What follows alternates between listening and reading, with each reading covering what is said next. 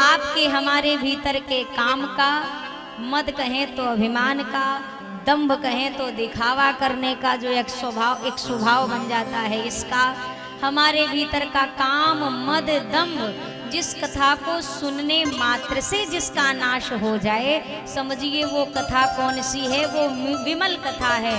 और ये विमल चरित्र भगवान के सिवा दूसरे किसी इंसान का होने वाला नहीं है। हम आप इतने सारे लोग बैठे हैं, अच्छा रघुनाथ जी की कथा एक ही है कि नहीं है? सारे लोगों के बीच एक राम कथा हो रही है कि सबके लिए अलग अलग राम कथा हो?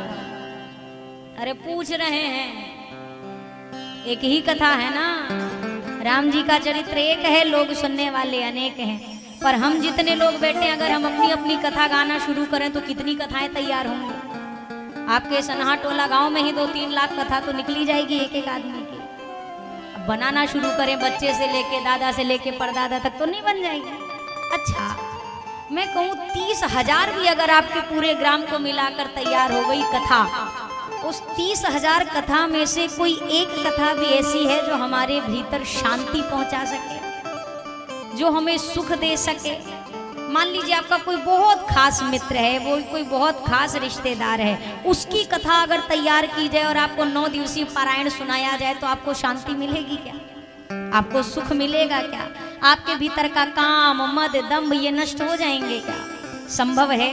अच्छा अड़ोसी पड़ोसी की छोड़ दो, अपने जीवन की कथा ही सोचो कि मेरे जीवन की अगर कथा सुनाई जाए और मुझे ही सुनाई जाए तो क्या इस कथा को सुनकर मुझे जीवन में कुछ मिलेगा? अपनी कथा गाते गाते जीवन हमारा पार हो गया, आज तक कुछ मिला नहीं है। खुद तो गाते चले आ रहे हैं और अगर किसी को सुनाना शुरू कर दें अपने जीवन की कथा, बाहर वाले की जोड़ दो, घर वाले 4 दिन बाद सुनना बंद कर देंगे। कितनी बार सुने, कितना सुने? नहीं कभी कभी होता है ना कि बाबूजी लोग बिठाते हैं बच्चों को और कहेंगे तुमको इतना मिल रहा है, तुमको क्या पता हम कैसे कैसे जीवन जिए, तुमको क्या पता, तुमको तो सुख मिल रहा है। हम बोरी में बैठ के पढ़ाई किए, हम टाट पट्टी पे बैठ के पढ़ाई किए, हम नदी पार करके स्कूल जाते थे। बाबूजी लोग बताते हैं ना कभी कभी। बच्चा कितनी बार सुनता है?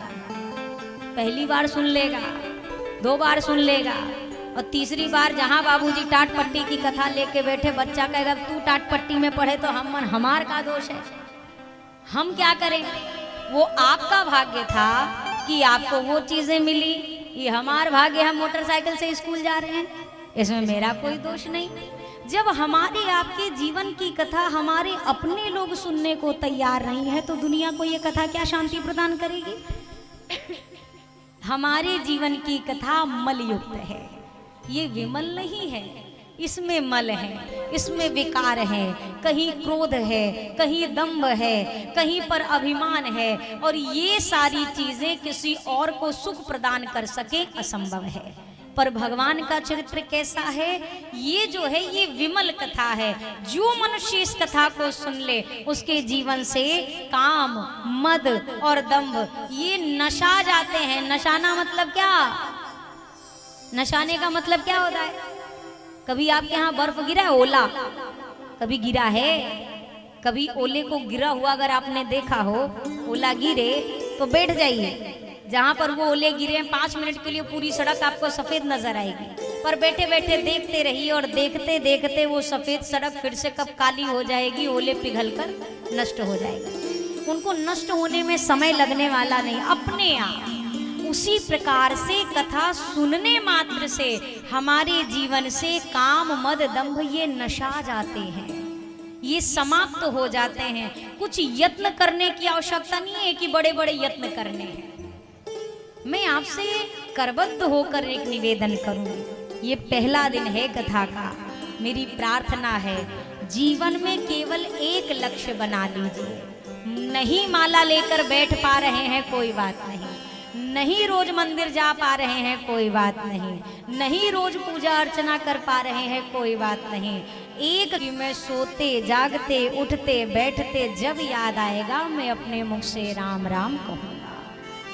केवल नाम जप करने का स्वभाव बना लीजिए। इस जिह्वा से जो भी आपके इष्ट हैं, दुर्गा मैया हैं, भवानी हैं, शंकर जी हैं, गणेश जी हैं, राम जी हैं, कृष्ण हैं, जो आपके इष्ट हैं, यहाँ से हम कोई आपको पाबंदी नहीं कर रहे कि नहीं हम राम भजो तो आप भी राम ही भजो। जो आपकी इष्ट हो, जिसके चरणों में आपका प्रेम है, आप नाम जप करने का स्वभाव बना लीजिए। व्यक्ति को उपाय चाहिए, भगवान कैसे कृपा करें, भगवान कैसे मिलेंगे। मिलने का सबसे सरल माध्यम है कलयुग केवल नाम आधार, सुमिर सुमिर नर उतरहि पार। इस कलयुग में राम नाम जपने के अलावा दूसरा और कोई रास्ता नहीं है। व्यक्ति माने तो भी ना माने तो भी, जो जीवन भर भगवान को मानता है उसकी अंतिम यात्रा में भी बोला जाता है राम नाम। अरे जोर लगा के बोलिए। और जो जीवन में कब्बो भगवान को ना माने ओकरे पीछे भी यही बोला जाएगा राम नाम, क्योंकि इससे बड़ा सत्य दूसरा कोई नहीं है। जो व्यक्ति जीते जी ना समझ पाए, मरने के बाद दुनिया समझाती है अरे मूर्ख, तुम जिंदगी भर सोच रहे थे कि चार लोग क्या कहेंगे, यही टेंशन रहती है ना। अरे हमने कभी माला नहीं पहनी, अब कथा सुन लिया माला पहन लेंगे तो चार लोग क्या कहेंगे। हमने कभी तिलक नहीं लगाया, अब तिलक लगाएंगे तो चार लोग क्या कहेंगे। तो सुन लीजिए, चार लोग मरने के बाद यह कहेंगे राम नाम। यही सत्य है। चार नहीं, 40 नहीं, करोड़ नहीं, अरब नहीं, जिसको भी पूछेंगे उसके जीवन का अंतिम सार यहीं पर आकर होता है समाप्त। तो राम जी से ही जब जीवन है तो क्यों ना जीते जी राम जी के बन जाए, या राम जी को अपना बना ले। दोनों में से एक भी बात बन गई तो कितना बढ़िया है। भगवान को अपना नहीं बना सकते तो खुद तो भगवान के बन सकते हैं कि नहीं बन सकते। शरणागत हो जाइए। शरणागत मतलब समझ रहे हैं, सरेंडर कर देना। हम आपकी शरण में हैं, आत्मसमर्पण। हमको कुछ नहीं आता, हमको भजन वजन नहीं आता है, हमसे आपकी पूजा नहीं बनती है, हमको मंदिर जाने का भी नहीं है फुर्सत। बहुत जिम्मेदारी दी है आपने, पर प्रभु हम जैसे हैं हम आपके हैं। इतना कहने में कुछ लग रहा है क्या? कुछ लगा आपका? केवल इतना। मैं कई बार निवेदन कर चुकी हूँ कई कथाओं से कि भैया अगर आप पूजा करते हैं तो पूजा आपको रोज करनी है, दिया बाती करते हैं तो दिया बाती रोज करनी है, पाठ करते हैं तो पाठ रोज करना है। लेकिन एक चीज केवल ये ऐसी है जो जीवन में एक बार करना है और इसका असर पूरे जीवन रहता है। क्या? समर्पण। मैं आपकी शरण में हूँ। कभी भगवान के मंदिर जाइए, यकीन करिए भगवान को जाने के बाद ही, जैसे मंदिर में पहुंचा ना व्यक्ति, मंदिर की पहली सीढ़ी लांगा, प्रणाम किया और पहुंचते ही हाथ जुड़े आंखें बंद। अरे आंखें खोलिए, देखने गए हैं उनको। मंदिर में पहुंचते ही व्यक्ति आंख बंद कर लेता है। अगर आंख बंद करके दर्शन करने थे भैया तो भीतर ही कर सकते थे अपने घर के। वहां तो उनकी छवि देखने गए हो ना। आंखें खोलिए, जी भर के दर्शन करिए। और व्यक्ति आंख क्यों बंद कर लेता, उसको अपनी लिस्ट भी तो याद करनी है कि कितनी मन्नतें मांग रखी है। कहूँ कुछ भुला गया तो 4000 किलोमीटर की यात्रा करके 4 धाम की यात्रा करी और पूरे 4 धाम में एक ही चीज मांगा, भगवान बस हमारा घर, हमारा घर, हमारा। आपने बहुत सस्ता सौदा कर लिया। आप हीरे की दुकान पे पहुंचे थे जहां पर आपको हीरा मिल सकता था, पर हीरे के दुकान पे भी जाके आपने कहा 1 किलो टमाटर दे दो, बहुत महंगा है हमारे सनहा मार्केट में। आपने कितना सस्ता सौदा किया, विचार करिए। हम किसके सामने खड़े होकर क्या मांग रहे हैं, इस बात का भी तो विवेक होना चाहिए। ये भगवान है, ये पूरे ब्रह्मांड का मालिक है, जिसके आधिपत्य में, जिसके चरणों में पूरा ब्रह्मांड विराजमान है। क्या उसके लिए संसार की कोई वस्तु अदेय है क्या? मैं एक उदाहरण देती हूँ कि भैया बेटा लायक बस बन जाए तो फिर बेटे को बाबूजी से जायदाद मांगने की जरूरत नहीं पड़ती है। बाबूजी का कमाया सब कुछ बेटे का ही ऑटोमेटिक ट्रांसफर हो जाता है। होता है कि नहीं होता है? अरे कहिए, होता है ना। अगर हम लायक बन जाएं तो भगवान से कुछ मांगने की भी आवश्यकता नहीं है। सृष्टि में बनाई गई हर एक वस्तु हमारी हो जाएगी अगर भगवान हमारा हो गया। अरे अवध बिहारी हो सब मेरे साथ गाएंगे, मुझे बीच में बोलना ना पड़ेगा। सब मेरे साथ कहिए। आप बस ये विचार करो, आप शायद अयोध्या खड़े हो, अपने मन को पहुंचा दो अयोध्या। आप अयोध्या में हो, जो श्री राम जन्मभूमि जा चुके हैं, बड़ी कृपा। जो नहीं गए हैं, अपने मन को पहुंचा दो और विचार करो। आप बस सीढ़ियों से ऊपर गए हो और सामने सरकार खड़े हैं। आप अपने दोनों हाथों को ऊपर करके रघुनाथ जी से कह रहे हो, ए अवध बिहारी हो, आए शरण तिहारी। अवध बिहारी हो, आए शरण तिहारी। अवध बिहारी हो, आए शरण तिहारी। अवध बिहारी हो, आए शरण तिहारी। महिमा भारी हो, महिमा भारी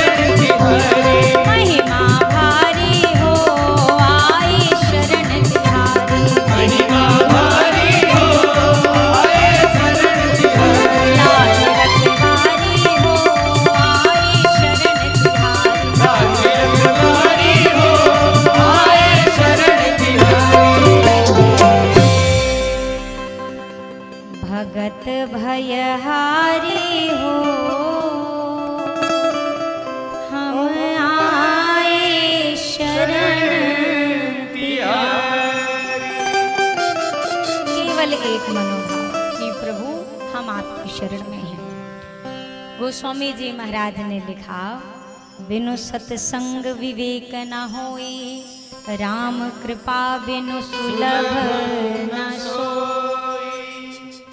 बिना सत्संग के जीवन में ज्ञान का आना संभव नहीं है। और ज्ञान कैसे मिलेगा, ये सत्संग कैसे मिलेगा? विवेक की प्राप्ति तो सत्संग से होगी, पर सत्संग की प्राप्ति कैसे हो? तो गोस्वामी जी ने लिखा, राम कृपा। लोग पूछते हैं भगवान पे, भगवान की कृपा हम पे कब होगी? आप पर कृपा हो चुकी है इसीलिए कथा सुन रहे हैं। कृपा नहीं हो तो ये कथा संभव नहीं है कि हमें जीवन में इतनी सहजता से मिल जाए। राम कृपा बिनु सुलभ न सोई, आवत एहि सर अति कठिन आए। इस प्रांगण तक, प्रभु की कथा क्षेत्र तक आना कठिन नहीं है, अति कठिन है।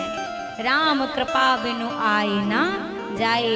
इनकी कृपा के बिना ये संभव नहीं कि किसी व्यक्ति का मन प्रभु की चर्चा में स्थिरता से लग जाए। आप निश्चित मानिए, अगर आपको सुनने में आनंद आता है, बोलने में तो सबको आनंद आता है, हमको भी बहुत आनंद आता है बोलने में तो सबको आनंद आता है, पर अगर आपको सुनने का स्वभाव मिल गया, आपको सुनने में आनंद आने लगे, सत्संग में रुचि लग जाए, तो प्रथम भगति संतन कर संगा, दूसर रति मम कथा प्रसंगा। आप भगवान की 9 भक्तियों में से दूसरी भक्ति का नाम ही है सत्संग, जो कथा में रुचि करे। और ये कथा भैया कोई भाव से सुने, कुभाव से सुने, प्रभु का नाम कोई भाव सहित जपे, बिना भाव के जपे, यकीन करिए ये कथा सर्व कल्याणकारी है। भगवान का नाम जो लिया जाए, मन से लिया जाए चाहे बेमन के, ये फायदा ही करेगा, ये कभी जीवन में कोई हानि करने वाला नहीं है। और बड़ी सुलभता से, सहजता से हमको आपको जो चर्चा प्राप्त हुई, जो कथा प्राप्त हुई, ये प्रभु की बड़ी कृपा है।